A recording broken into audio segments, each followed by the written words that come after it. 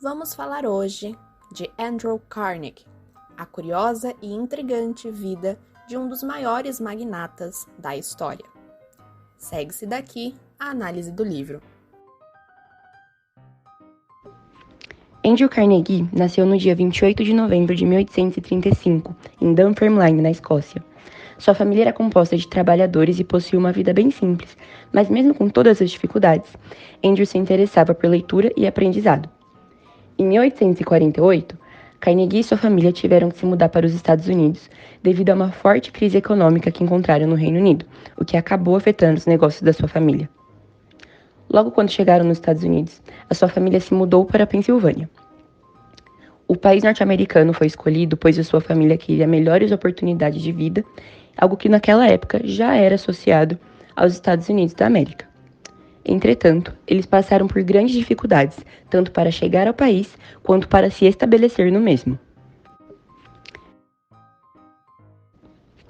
Andrew era filho e neto de tecelões, de modo que tanto seu pai quanto seu avô eram fortemente ligados às causas trabalhistas. Tal fato acabou fomentando a vontade de Carnegie de estudar e de ler mais sobre o assunto. Aos seus 13 anos, Andrew se inseriu no mercado de trabalho em uma fazenda de algodões, trabalhando 12 horas por dia por um salário extremamente baixo, algo que estaria em torno de $1 por semana. Mas, mesmo recebendo quase nada pelo seu trabalho e pelo seu tempo, Carnegie foi capaz de ampliar seus conhecimentos por meio de estudos feitos por conta própria e também por uma escola no período da noite, já numa idade tão baixa, conciliando estudos e trabalho. Quando completou seus 14 anos, Carnegie conseguiu um emprego de mensageiro em um escritório de telégrafos, o que lhe forneceu a oportunidade de alavancar a sua carreira profissional. Nesse emprego, Andrew passou a ter um salário melhor, graças à sua competência e às suas habilidades de reunir as notícias e repassá-las aos jornais. Com um salário maior, Carnegie passou a adquirir livros e estudar ainda mais. Com esse emprego, Andrew viu a possibilidade de conhecer melhor toda a cidade e, consequentemente, conhecer mais pessoas, aumentando seu número de contatos e fazendo o famoso networking. Esse emprego permitiu ao futuro empresário adquirir práticas de análise de nicho de mercado, visto que ele transportava as mensagens majoritariamente para americanos. É importante ressaltar que, em um primeiro momento, o seu sotaque escocês era uma barreira linguística para a prosperidade de seu novo trabalho, pois muitos americanos não conseguiam entendê-lo. Porém, a partir de seus estudos mais aprofundados da língua local e do relacionamento com os clientes, ele aprimorou a comunicação e se tornou um dos melhores no que ele fazia. Com isso, Andrew conseguiu o emprego de operador de telégrafo em 1851. Nesse trabalho, ele conheceu Thomas Alexander Scott, superintendente da Companhia de Ferrovias da Pensilvânia, o qual posteriormente passou a ser seu mentor e também a sua figura paterna. Thomas Scott era um magnata das ferrovias e tinha uma forte rivalidade com John Rockefeller, que desde sempre foi um empresário visionário no seu setor. Tal rivalidade levaria à falência de Scott anos depois, na década de 1880, uma vez que Rockefeller analisou o poder que seus fornecedores possuíam sobre seu empreendimento e, a partir disso, criou seu próprio oleoduto para suprir a sua companhia ferroviária, barateando seu produto e ganhando dos concorrentes, conceito esse que conhecemos como verticalização. Tal rivalidade também afetava Carnegie, a ponto dele prometer a si mesmo que seria mais rico do que Rockefeller. Thomas Scott contratou Carnegie como seu secretário e telegrafista pessoal em 1853, elevando drasticamente a sua posição na pirâmide social. Com o tempo, e após se estabelecer num cargo muito melhor, Andrew passou a aprender noções de empreendimento e sobre a indústria ferroviária. Em 1856, com apenas 21 anos, se tornou superintendente das ferrovias. Nessa posição, Carnegie passou a aplicar os conhecimentos que havia aprendido, tanto com os livros quanto com Thomas Scott.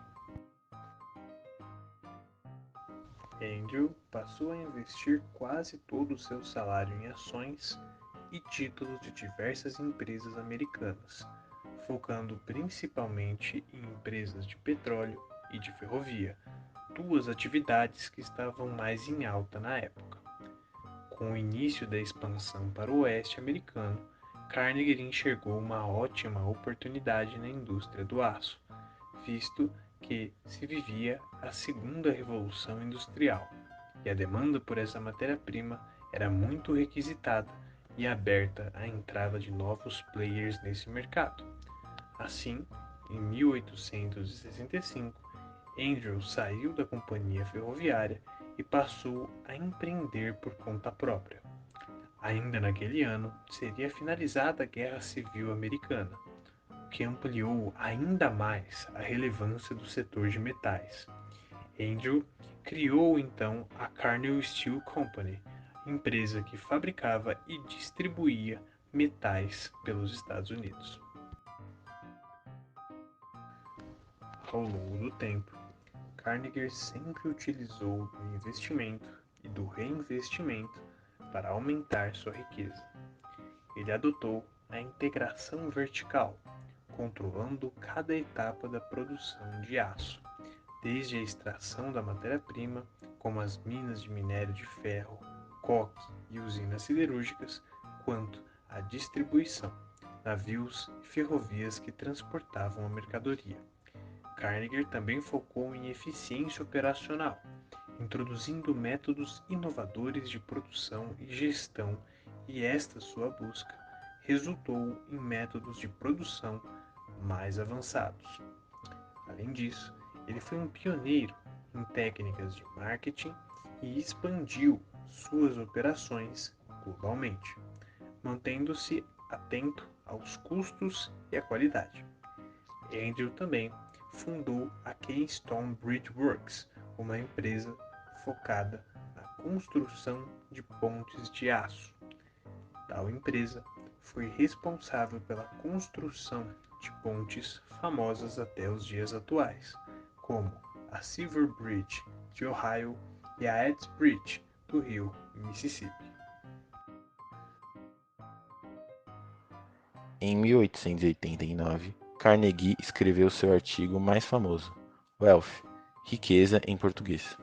Em tal artigo, Carnegie comenta sobre a importância de pessoas extremamente ricas investirem na melhoria da humanidade. Além de seu sucesso nos negócios, ele é lembrado por ter dedicado grande parte de sua fortuna à criação de bibliotecas, instituições educacionais e fundos de pesquisa. Dessa forma, o legado de seu império não apenas influenciou o setor siderúrgico, mas também moldou padrões de filantropia empresarial. Carnegie acreditava na responsabilidade dos ricos em devolver à sociedade, estabelecendo um legado duradouro no campo da educação e da cultura.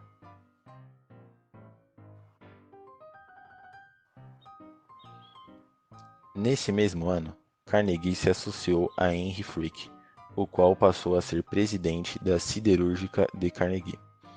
Frick criou novas jornadas de trabalho exaustivas e reprimiu as greves trabalhistas de forma agressiva.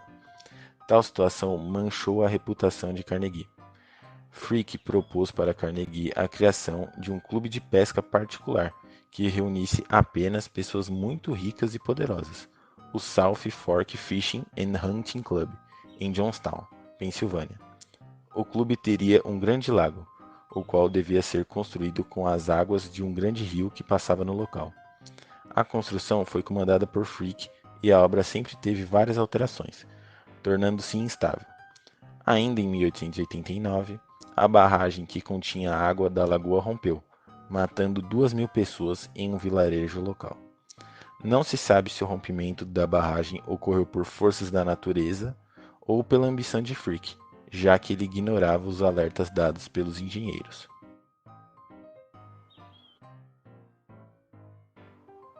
A catástrofe fez com que a sociedade voltasse contra Frick, o que afetou sua relação com Carnegie. Porém, Frick continuou em seu cargo. Além disso, para tentar compensar o desastre, Carnegie construiu uma biblioteca e um museu no vilarejo. Algum tempo depois, Carnegie viajou para a Escócia para passar um tempo com a família, e nesse meio tempo, Frick cuidou inteiramente da sua empresa. Durante esse período, ocorreu uma greve e uma repressão por Frick, o que resultou na morte de 10 pessoas.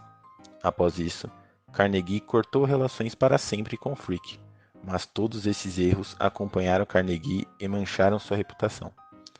Mesmo com toda essa turbulência, a Carnegie Steel Company cresceu cada vez mais e virou uma das empresas de maior sucesso dos Estados Unidos. A empresa agora tinha uma importância tão grande que também passou a alterar o modo de vida dos americanos, com a construção de prédios com dezenas de andares, principalmente em Nova York. Após algum tempo, John Pierpont Morgan, um famoso banqueiro americano, procurou Carnegie em busca da compra de sua empresa. Naquele momento, Carnegie fez uma oferta de um valor que estaria em torno de 400 bilhões de dólares na moeda de hoje, um valor absurdamente alto e impagável naquele momento. John, então, reuniu diversos investidores que estariam dispostos a juntar esse valor e assim conseguiu a quantia requerida. Em 1901, o grupo de investidores comprou a Carnegie Steel Company pelo valor negociado e mudou o seu nome para US Steel Company. Essa venda tornou-se uma das transações mais significativas da história industrial e é um dos marcos da habilidade de Carnegie em estratégia de negociação e de consolidação de negócios. Em um aperto de mãos, John Pierpont Morgan disse a Carnegie uma das frases que ficaria marcada para a história: "Parabéns, você é o homem mais rico do mundo." Mesmo com aquela fortuna, Carnegie sempre disse publicamente que sua opinião era a de que todos os muito ricos e poderosos deveriam investir nas questões humanas e sociais. Em 1904, Carnegie criou a Universidade Carnegie Mellon. Carnegie ainda criou museus, bibliotecas, fundações, instituições de educação, instituições sem causas lucrativas, entre outras. Carnegie doou cerca de 90% de toda a sua fortuna, antes de sua morte com 83 anos em 1919. Após sua morte, o seu grande rival, Rockefeller, continuou crescendo e passou a ter uma fortuna maior que Carnegie já teve, passando a ser o primeiro homem mais rico da história moderna, ficando Carnegie em segundo. Porém, isso não importava para Andrew, uma vez que ele havia conquistado o seu objetivo de melhorar o mundo e a humanidade com quase toda a sua fortuna. Por fim, conclui-se que a vida de Andrew Carnegie oferece uma rica fonte de insights para a administração de empresas. Começando como um imigrante pobre, Carnegie destacou-se pela sua habilidade em liderar e inovar na indústria siderúrgica. Seu modelo de gestão enfatizava a eficiência e a integração vertical, controlando desde a matéria-prima até o produto final. Carnegie também evidenciou a importância da estratégia de parcerias, formando alianças estratégicas e adquirindo empresas complementares para fortalecer sua posição no mercado. Essa abordagem destaca a relevância da visão estratégica e da expansão sustentável para o sucesso empresarial. Além disso, sua postura proeminente em responsabilidade social e empresarial, marcada por doações filantrópicas, ressalta a crescente importância da sustentabilidade e do impacto social nas decisões corporativas modernas. Carnegie, ao dedicar grande parte de sua riqueza à construção de bibliotecas e instituições educacionais, ilustra a noção de que as empresas podem desempenhar um papel ativo na melhoria da sociedade. Em resumo, a trajetória de Carnegie destaca a necessidade de uma abordagem holística na administração de empresas, que inclua eficiência operacional, estratégias de crescimento, responsabilidade social e sustentabilidade para alcançar o sucesso duradouro.